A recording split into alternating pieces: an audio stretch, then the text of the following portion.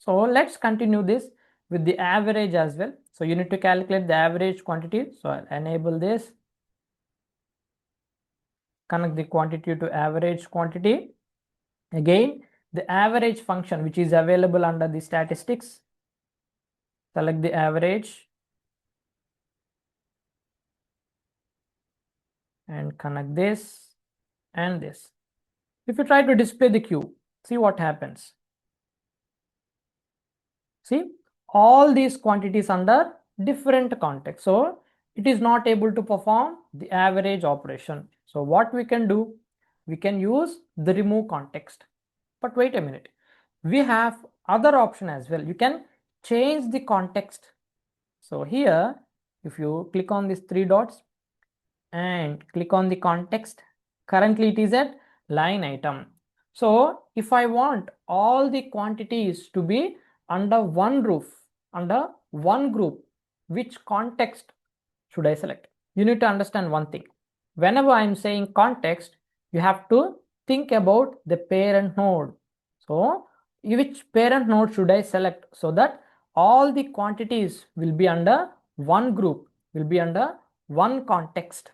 So here if I open this sample XML, you can see the quantities parent node is line item for now. But if you change the parent node, if you change the parent node to one level upper, if you change it to line items, all these quantities will be under the same parent node. In other words, all these quantities will be under the same context. So you can either use the remove context, yes, it will work, and you can manually change the context, and it also works for this particular scenario. But based on your requirement, based on your structure, you have to decide between these two functions, right? Basically, remove context strips down all the context changes, whereas this manual context change will rearrange the context. But for this scenario, it will simply remove it, since we are changing the parent node from one level, from line item to line item. So all these quantities falls under the same parent node, right? So we can follow this approach. Select the line items. Now, if I display the queue, whenever you change the context manually, it will be, the node will appear in the italic font, right? So if I display the queue at average, see, the average of all these four values is calculated, 20, which is the expected output. See, the average quantity. So you can either use remove context or adjust the context manually for this scenario, for this specific scenario. It depends on your requirement, on your structure. So I'll enable the line item. Now you have to populate the line item for every line item. So I'm mapping the line item to line item. And now you need to populate the item index. So let's quickly map the remaining fields, material and quantity. There is no logic involved, so we can do a one-to-one mapping. But for item index, you need to populate the index, the numbering. So I'll select this and drag it here. Here we have the index function. So select it and you can populate the index. So I would like to populate the index for every line item. So map the line item here. So I'll drag the line item and map it. And this is the input and this is the output. Now, if you want to change the initial, let's say you want to start from 10, you can change the initial value. If you want to increment it by 5, 10, 15, 20, 25, you can say increment is 5. But for this requirement, we just need to increment it by 1. And this is the last option, reset index. So reset index is when the line items completes, it will go back to the first initial value. But if you want to include the resetting, you can include, or you can simply select do not reset index, right? Now, if I display the queue here,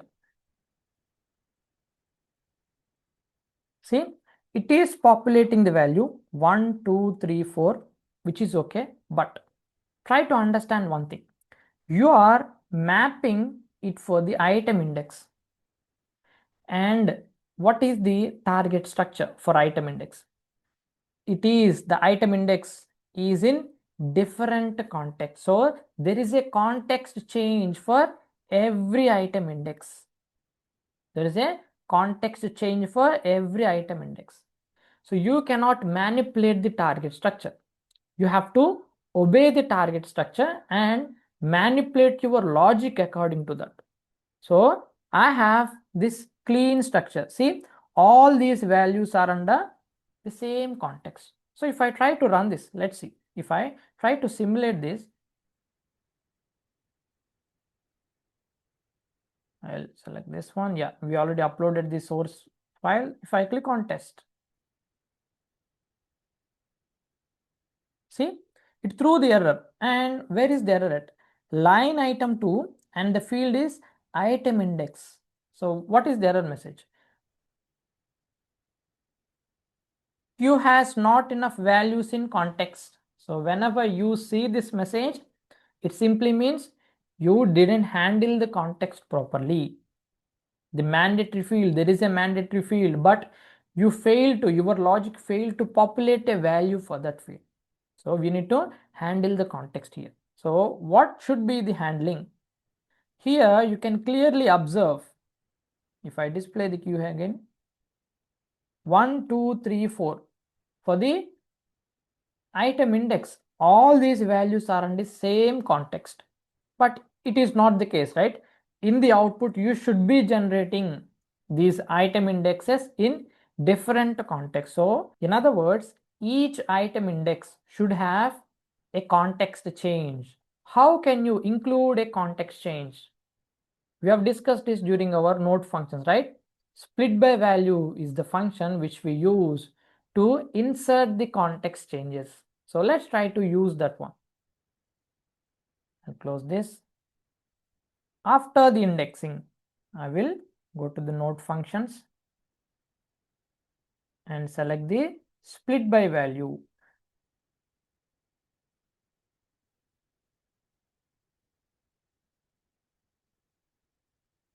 Connect here.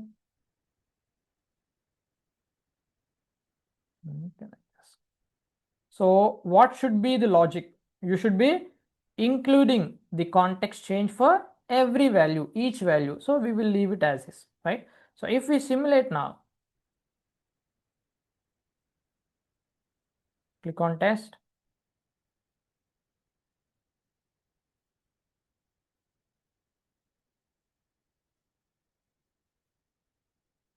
See, we have line item index 1, 2, 3, and 4. Now the output is as expected. These statistic functions may seem simple, but you need to understand how they behave and you need to have proper context handling. Otherwise, you will run into issues, right? Let's look at the notes now. Sum. It calculates the sum of all numbers in each context, right? Generates a single summed up value for each context. What does average do? It calculates the average of the numbers in each context, right? Generates a single average value for each context. Count. It counts the number of values in each context. It simply counts the occurrences of a field, right? And index. It returns the index number of the incoming value. So we can specify the initial value, increment value, and reset index in the configuration. So this is about statistic functions.